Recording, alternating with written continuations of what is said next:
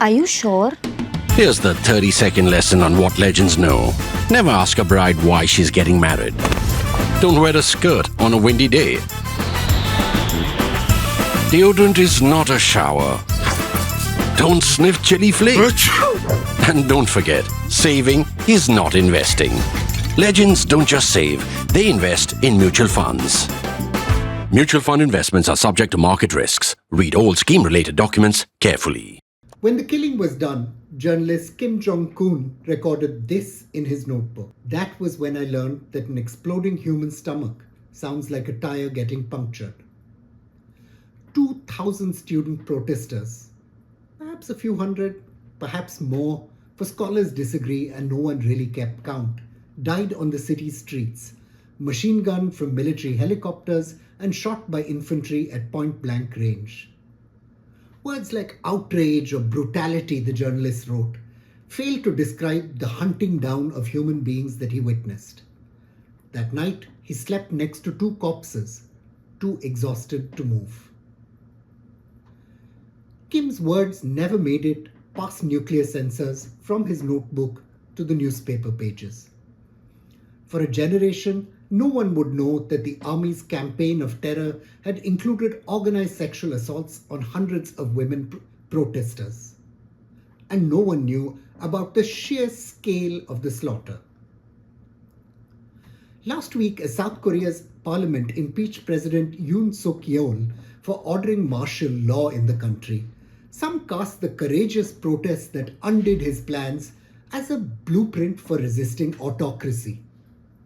While this is true, it is also the wrong lesson. The coup, in fact, shows just how vulnerable seemingly robust democracies can be to the whims of authoritarian rulers. Military leaders in Korea, after all, acceded to the president's orders to imprison opposition leaders, flinching against this overthrow of the constitution only in the face of massive civil disobedience.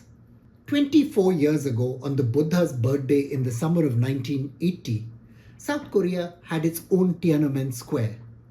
Troops stormed the city of Gwanju, extinguishing a rebellion against long years of military rule. The events, which authorities formally apologized for in 2018, but for which no one has been punished, still haunt South Korea's political imagination and should teach us the price of forgetting that freedoms and rights are fragile things. Late in the summer of 1907, 3 Korean diplomats had arrived at the International Peace Conference at The Hague. This was the second of 2 somber gatherings where imperial powers had hammered out the framework of the world's geopolitical order as we know it today. Though armed with a letter from their emperor, Yi Sang-sol, Yi Jun, and Yi Ujong had no means of making it past the doors, historian Alex Dudden explains. The Portsmouth Treaty of 1905, which secured peace between Japan and Russia, granted Tokyo the right to, I quote, protect its interests in Korea. American President Theodore Roosevelt, who orchestrated the negotiations, won the Nobel Prize for this effort. Even though Korea's remarkable journey out of bloody poverty is widely admired, its tortured journey to modernity isn't quite so well known. Long colonial subjugation, the raw heat of the Cold War, and a long struggle against its own military, the price of Korea's freedom was exceptionally high. Following its annexation in 1910, Korea was subjected to what we today call ethnocide by its new Japanese rulers. The country's language was obliterated and its history erased. Koreans were forced to worship new Japanese gods and even forced to abandon their traditional names. Lands were handed over to Japanese settlers who remade the country's agricultural foundations, and hundreds of thousands were shipped overseas to labor for their imperial masters.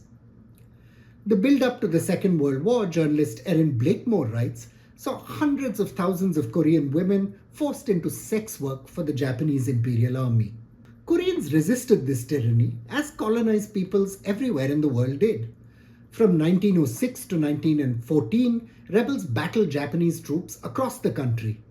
Large-scale uprisings broke out against imperial rule again in 1919, and throughout the Second World War's duration, insurgents battled against the Japanese military. Following the end of the Second World War, though, Korea was fractured by Cold War competition.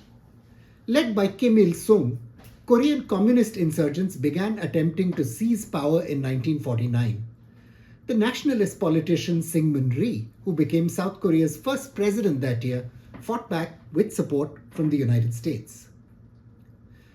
Though Kim's regime in North Korea has acquired a well-deserved reputation for savagery and brutality, this kind of behavior was common on both sides of that war.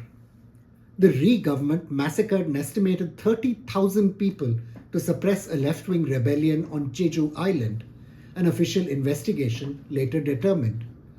Thousands of prisoners held at Daejeon, south of Seoul, were marked with hands bound to the edges of long trenches made to lie down and shot dead through the head in cold blood. Following massive student-led protests in 1960, the consequences of years of social stagnation and poverty, the elected government of Chang Myon replaced Rhee. The new government, though, was paralyzed by internal fissures, and the following year, a coalition of colonels led by Park Chung-hee seized control of Seoul, ushering in a long era of United States-backed dictatorship that only ended with his assassination in 1979. A peasant son who rose to fight Korean insurgents with the Japanese army, Park's political journey had led him into involvement with Chinese communists before he decided to support the nationalist side, records historian Bruce Cummings. The junta he commanded successfully married market economics with cronyism and raised Korea from poverty to one of Asia's largest economies. 18 years after he took power, Park was finally assassinated by members of his own intelligence services. The killing was provoked by massive violence against the junta in Busan, the hometown of the opposition leader Kim Young-sam. Kim Young-sam had been ejected from the national legislature after appealing to the United States to end its support for military rule. The violence that followed led Park's opponents within the junta to conclude that the dictator's intolerance for dissent would end up fracturing the country. Choi Kyu-ha took over as the country's civilian leader, freed political prisoners, and promised to hold elections within a year. Less than 3 months after the new government took over, though, Korean Defense Security Command Chief Chu Dun-hwan seized power and imposed martial law. The United States publicly condemned this coup, but neither President Jimmy Carter nor the Korean Command Chief General John Wickham acted on their own high-sounding words. Faced with Cold War crises like the Islamic Revolution in Iran and the Soviet Union's invasion of Afghanistan, the United States believed it was essential to keep anti-communist allies in place, democratic or not. When student protesters in Gwanju marched against the military government in May 1980, seizing weapons from police armories and setting up barricades, the United States chose to directly back the military regime. The Korean military's request for the release of 20,000 troops serving under the command of General Wickham were accepted, allowing paratroopers and infantry to enter the city.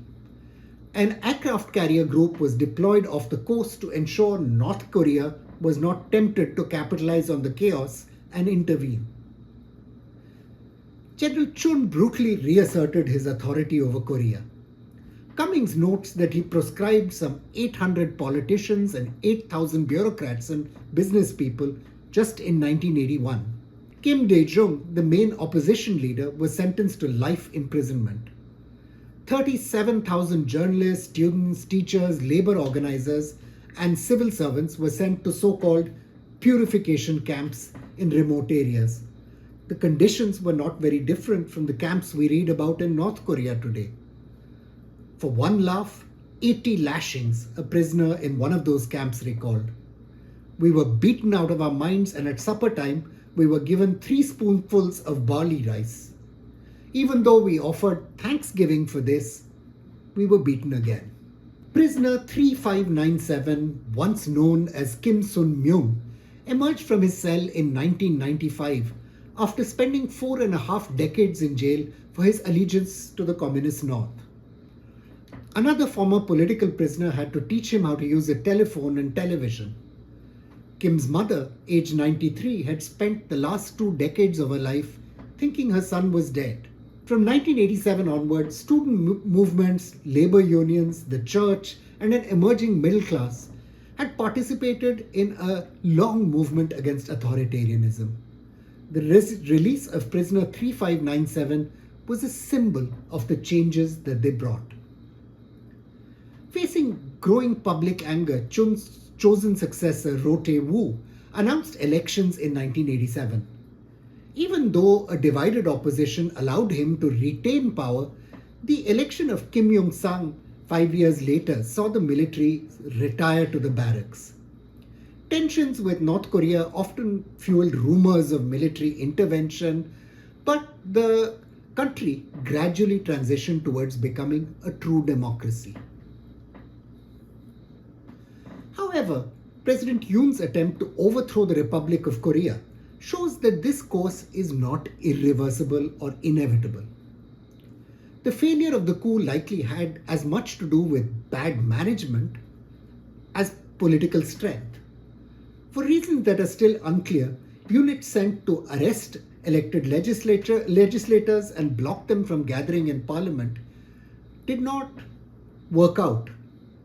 Some soldiers, when sent to ransack an office that oversees elections, ate instant ramen at a convenience store instead, wrote E. Tammy Kim. Elected on a program of right-wing populism, which included promises to dismantle a ministry created to improve the status of women, Yoon stoked militarism to consolidate his power. He even moved his office to the defense ministry, threatening a preemptive strike on the nuclear weapons-armed North.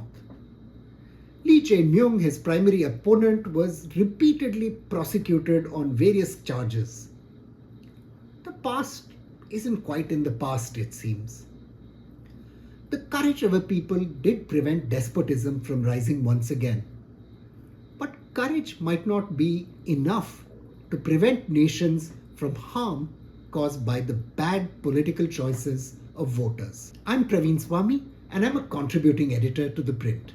Thank you for watching this episode of Security Code.